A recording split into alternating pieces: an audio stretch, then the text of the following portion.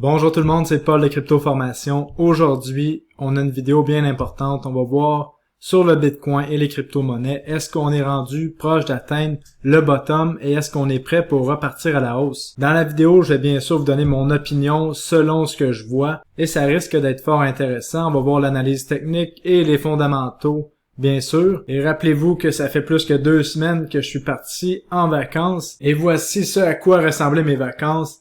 Les membres de mon Telegram le savent, à chaque jour j'ai posté, ou à peu près à chaque jour, une nouvelle ou mon opinion sur les crypto-monnaies. Donc maintenant, entrons dans le vif du sujet. Et rappelez-vous bien sûr que je ne suis pas conseiller financier, donc tout ce que je dis dans la vidéo, ça ne sert qu'à mettre votre radar sur quelques petites choses et ensuite ça va vous permettre peut-être de prendre des meilleures décisions. Donc c'est parti. Donc pour les crypto-monnaies, faut vous rappeler que tous les crypto-monnaies suivent le prix du Bitcoin avec une corrélation plus ou moins grande. Mais aussi que quand le Bitcoin s'en va vers le haut, la plupart des crypto-monnaies s'en vont soit vers le haut ou restent de côté, mais quand le Bitcoin descend, on sait que tout descend, absolument tout. Donc, depuis le 19 mai, qui était la date qui était prévue pour la fin du crash, selon la superposition de l'analyse du cycle de 2017, le Bitcoin est pris dans un range entre 30 000 $ et environ 41 000 $. Et la question que tout le monde se pose, de quel côté on va aller? De quel côté est-ce qu'on va sortir du range? Et c'est ça qui importe en fait, parce que toute l'action du prix qui va se passer entre 30 000 et 40 000 $, ce n'est que du bruit. La vraie direction va se passer quand on va sortir du range. Et il y a deux scénarios. Il y a le scénario baissier et le scénario haussier. Donc, je vous présente c'est quoi le scénario baissier. Premièrement, ce serait que ce range-là n'est qu'une consolidation et qu'on va avoir une continuation baissière qui va nous amener dans les 20 000 $. Comme on peut voir ici, on est dans un range, on brise vers le bas et on s'en va beaucoup plus bas. C'est quelque chose qui est encore possible dans le contexte du marché parce qu'on a vu des choses qui fondamentalement peuvent avoir un impact sur le marché des crypto-monnaies et le prix. Entre autres, quand on a vu la Chine qui a vraiment banni le mining de Bitcoin dans son pays, et a forcé les miners de Bitcoin à aller s'expatrier dans d'autres pays avec leur appareil de mining, et même d'autres compagnies de mining de Bitcoin à vendre leur Bitcoin. Et peut-être c'est ce qui a causé la majeure partie du crash qu'on a vu au mois de mai. Et lorsqu'on regarde le hash rate du Bitcoin en ce moment, on voit qu'on est dans les niveaux là, de l'été 2019. Parce que là, en ce moment, les mineurs de Bitcoin se déplacent de la Chine vers d'autres pays, ils vont bientôt rebrancher leurs machines, ce qui finalement sur le long terme pourrait peut-être avoir des conséquences positives, parce que quand on regarde ça, on voit que quand même il y a plus de 50% du hash rate qui vient de la Chine, donc si on distribue dans d'autres pays, le mining du Bitcoin deviendrait plus décentralisé. Donc cette situation-là semble avoir déjà été pricée dans le prix du Bitcoin. Donc je pense pas que la situation de la Chine va venir encore une fois empirer le prix du Bitcoin. Et même qu'on voit des pays comme l'Inde où on voit des millions d'Indiens qui commencent à acheter des crypto-monnaies. On se rappelle que l'Inde est un autre pays qu'on utilise souvent pour créer la peur, là, qu'on dit que l'Inde va bannir les crypto-monnaies. Eh bien non, les citoyens sont en train d'acheter pour des milliards de dollars en crypto-monnaies et voient le Bitcoin comme l'or digital. Donc, j'ai l'impression que toutes les manigances que les médias pourraient utiliser pour faire baisser le prix du Bitcoin ont été utilisées, ont été épuisées. Elon Musk, la Chine, l'Inde. Et il n'y a pas d'autres changements fondamentaux. On continue d'imprimer de l'argent, on continue avec les banques centrales, on continue de créer de l'inflation qui va mener à une perte énorme de pouvoir d'achat dans les prochaines années, vous allez voir. Donc le Bitcoin, les crypto-monnaies restent une valeur refuge. Donc pour ma part, je penche beaucoup plus vers le scénario haussier. Le scénario qui dit qu'on est vers la fin de cette consolidation et qu'on s'en va beaucoup plus haut pour le reste de l'année 2021 et je vous explique pourquoi dans la suite de la vidéo. On va premièrement regarder l'analyse technique du Bitcoin. Si on regarde ça depuis que le Bitcoin est dans son range, on voit le RSI qui fait des hauts de plus en plus hauts alors que le Bitcoin fait des bas de plus en plus bas.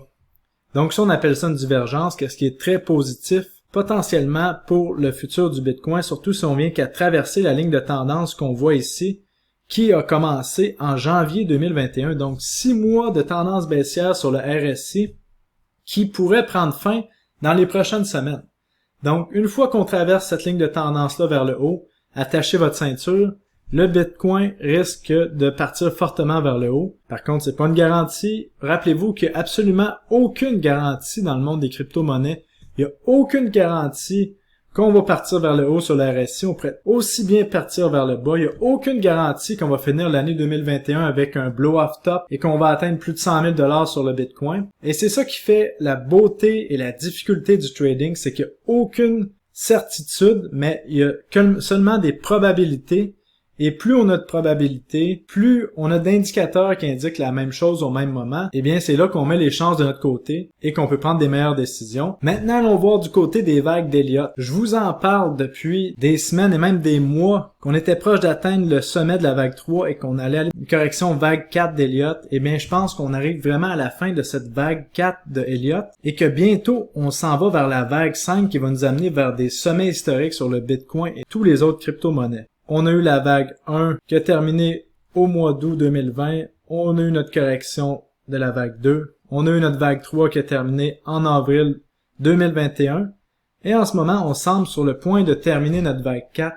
Mais attention, c'est possible que c'est pas encore terminé à 100%. Si on retourne maintenant au journalier, on voit clairement qu'on a eu notre vague 4 ici avec une correction A, B, C. Comme on peut voir dans la théorie des vagues d'Elliott, la vague 4, A, B, C. Par contre, la question et ce qui se passe avec les vagues d'Elliott, c'est qu'on sait jamais si c'est vraiment la fin de la vague C. On pourrait aller beaucoup plus bas, comme ça pourrait être déjà la fin de la vague C. Mais chose certaine, c'est qu'en ce moment, on est dans la vague C de la 4e vague d'Elliott pour ma part. Et rappelez-vous qu'une vague C de Elliott contient 5 vagues. Et là, on a eu 5 vagues de ce que je compte. On a eu 1, 2, 3, 4 et 5.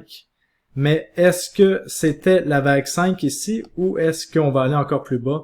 Ça, on va le voir dans les prochains jours. Mais une chose intéressante, c'est qu'on est proche d'arriver à un bas sur les cycles des vagues d'Elliott, sur ce qu'on peut comprendre ici. Maintenant, pour les gens qui me suivent sur Telegram, on va aller voir est-ce que l'accumulation de Wyckoff tient toujours la route. Là, je vous avais partagé cette charte-là que j'avais créée pour vous le 22 juin quand j'étais en vacances, où on voyait que le Bitcoin était en train de plonger, tout le monde paniquait, et il y avait certaines raisons de paniquer pour les gens qui sont là pour le court terme. Parce que si on descend en bas des 30 000 $ sur le Bitcoin et qu'on reste en dessous de 30 000 et qu'on va dans les 20 000 $ sur une période prolongée, ben là, ça va être beaucoup plus long avant qu'on remonte la côte. Parce qu'il va y avoir beaucoup de paliers de résistance. Mais là, j'ai quand même posté la charte d'accumulation de Wyckoff qu'on peut voir ici, le 22 juin. Parce que lorsque tout le monde panique, souvent c'est là que c'est les meilleures opportunités financières pour acheter. Comme on voit ici, on a eu droit quelques jours après que j'ai posté cette charte-là à la plus grande perte réalisée sur les crypto-monnaies de 3,45 milliards de dollars de toute l'histoire des crypto-monnaies. Même pire que le fameux crash du COVID en mars 2020. Et par la suite, on est reparti vers le haut. C'est pour ça que je vous encourage à suivre mon Telegram. Les liens sont dans la description de la vidéo ci-bas. Maintenant, allons voir la charte à jour du 28 juin 2021. Donc, comme vous voyez ici, on semble vraiment suivre les cycles de l'accumulation de Wyckoff. On semble avoir eu notre spring. Mais encore une fois, qu'est-ce qui arrive avec une accumulation de Wyckoff? C'est qu'il y a plusieurs schémas possibles. Et c'est pas une charte qui est infaillible, qui prédit l'avenir à 100%.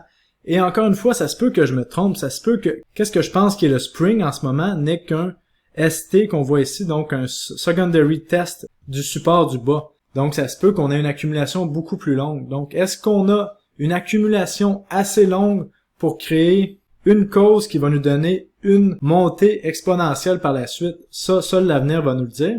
Et en passant dans mes vacances, je me suis acheté un livre de Wyckoff Methodology in Depth qui est excellent parce que je voulais vraiment comprendre à 100% comment fonctionnaient les distributions et les accumulations de Wyckoff. Et j'en ai appris beaucoup. Je réalise que beaucoup de choses qu'on connaît dans le trading moderne viennent de Wyckoff. Et c'est vraiment intéressant de comprendre de où tout ça peut venir. Donc si on continue à observer la charte ici, vous voyez, j'ai mis dans le bas de la charte le Wall Street Cheat Sheet qu'on peut voir. Vous vous souvenez, le 19 mai, quand on a atteint 30 000, les gens paniquaient. Ensuite, on a eu de la frustration. Ensuite, on a eu des gens vraiment en dépression. En ce moment, les gens sont dépressifs. Le marché est vraiment pas bon. Le sentiment est cassé. Qu'est-ce qui ressemble beaucoup à un spring, en fait? Et au moment venu, si on se met à monter et qu'on passe en haut de 41 000 $ sur le Bitcoin et qu'on reste en haut de 40 000 $ sur le Bitcoin, plusieurs personnes vont être dans le disbelief ici. Plusieurs personnes vont croire que cette montée n'est que temporaire et on va crasher plus bas. Et c'est là qu'il y a beaucoup de gens qui vont racheter beaucoup plus haut. Donc pour l'accumulation de Wyckoff, pour l'instant, on semble sur le bon chemin. Et selon Wyckoff, les prix fonctionnent selon des cycles. On passe de survendu à suracheté. Est-ce qu'on est survendu en ce moment? Peut-être. Surtout lorsqu'on regarde le sentiment en ce moment sur les crypto-monnaies et le Bitcoin. Et en plus, les médias de masse qui manipulent l'opinion vers la peur. Et ça, je voulais juste vous montrer qu'il y a plusieurs types d'accumulation de Wyckoff qui font les patterns qu'on reconnaît, là, comme un cup and handle, un double bottom. Toutes ces patterns-là que vous allez voir dans ma formation de trading, l'ABC du trading en crypto-monnaie. Vous pouvez visiter mon site web cryptoformation.ca pour avoir plus de détails là-dessus.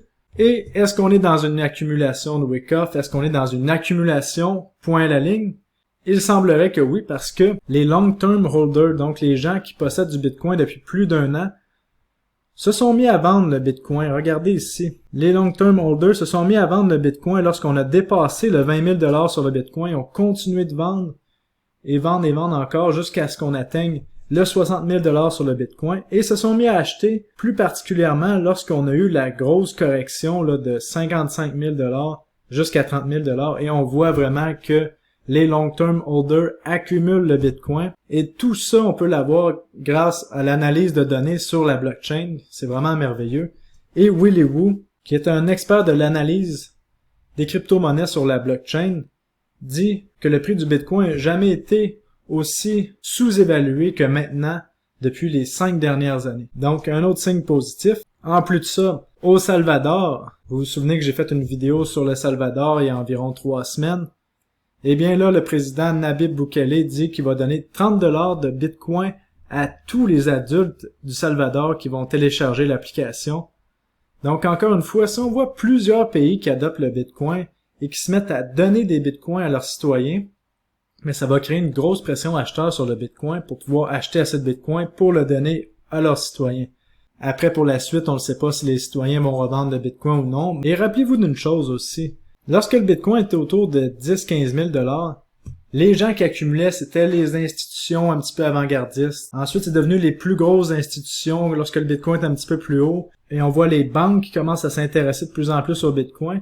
Et là, en ce moment, on voit des petits pays qui s'intéressent au Bitcoin, et ça, il y en a de plus en plus. Donc, vous voyez la tendance, c'est il y a de plus en plus d'entités qui s'intéressent au Bitcoin, et il y a de plus en plus de capitaux qui rentrent dans le milieu des crypto-monnaies. Et en continuant dans cet ordre d'idées-là, on a vu dans les derniers jours Ricardo B. Salinas, qui est le 3e homme le plus riche du Mexique, qui dit que tous les devises fiduciaires, c'est une fraude, c'est de la merde, et qui veut holder le Bitcoin pour les 30 prochaines années. Donc, quand on voit de plus en plus d'hommes riches comme ça qui disent que le Bitcoin, c'est qu'ils veulent le garder pour plusieurs années, on comprend que c'est là pour rester. Par contre, il faut jamais acheter du Bitcoin, des crypto-monnaies ou n'importe quoi parce que quelqu'un dit que c'est bon. C'est pas parce que Monsieur Salinas dit que c'est bon qu'il faut en acheter. C'est pas parce qu'Elon Musk dit que c'est bon ou qu'il dit que c'est mauvais qu'il faut en acheter. C'est pas parce que le pape va vous dire que c'est bon le Bitcoin qu'il faut en acheter. Il faut en acheter parce que vous avez fait vos recherches et que vous pensez que c'est bon. D'ailleurs, je vous rappelle que depuis 2017 que je fais des vidéos sur YouTube sur la crypto-monnaie, ça fait plus que 4 ans. Et il y a plusieurs de mes auditeurs, il y a plusieurs de gens que je connais qui étaient là avant eux dans les crypto-monnaies. Donc c'est pas parce que quelqu'un est riche, parce que quelqu'un a beaucoup d'influence, qui est plus intelligent que quelqu'un d'autre ou qui va prendre une meilleure décision financière. Ce qu'il faut comprendre, c'est qu'il faut toujours continuer de faire ses recherches, se mettre à jour, parce qu'en ce moment même, il y a peut-être une nouvelle technologie qui est en train de se créer, qui est même pas dans les crypto-monnaies, qui va faire un fois 1000 dans les 5 prochaines années et on sait pas c'est quoi. Donc il faut continuer de s'éduquer, c'est très important.